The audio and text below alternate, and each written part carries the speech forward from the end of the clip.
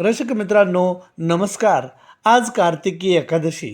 कार्तिकी एकादशी निमित्त मी कवी नामदेव जाधव आपल्यासाठी विठ्ठल ही कविता रेशीम झुला या काव्यसंग्रहातून सादर करत आहे. या कवितेमध्ये शेतकऱ्याच्या जीवनातील अडीअडचणी, त्याच्या नेहमीच्या समस्या, निसर्गाचा कोप आणि विविध अडीअडचणीमुळे शेतकरी पंढरीच्या विठ्ठलाच्या भेटीला इच्छा असूनसुद्धा जाऊ शकत नाही.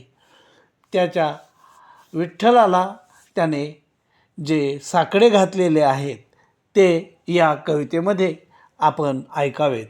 कविता सादर करतोय विठ्ठल. भक्तावर असा कसा कोपलास विठू, अडकलो चिखलात आता सांग कसा रे मी भेटू. पायी तुझ्या खळखळा वाये भीमा चंद्रभागा, इथं कोरडात आम्ही कशा वाचवाव्या बागा. गरजती टाळ मृदुंग देवा, झालास तू दंग, भुकेच्या करात रे इथं माय लेका संग. भुकेली ती माय गाय तस तान रे वासरू, सांग पंढरीची वाट आता कशी रे मी धरू. ऐन पेरणीत माझा देवा काल मेला बैल, बा अवताच्या यठणाचा कसा दोर झाला सैल. उपवर झाली पोर तिला उंबऱ्याचा घोर, काळजाच्या ठोक्यानंच वाजे रोज पखवाज.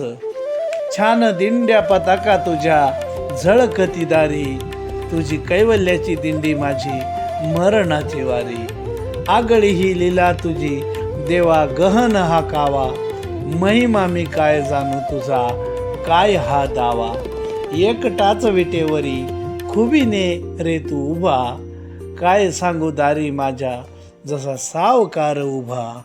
कटीवरी हात तुझे आता सोड जरा खाली, बांधलाय गळफास आता सोड मला खाली. बांधलाय गळफास आता सोड मला खाली. धन्यवाद.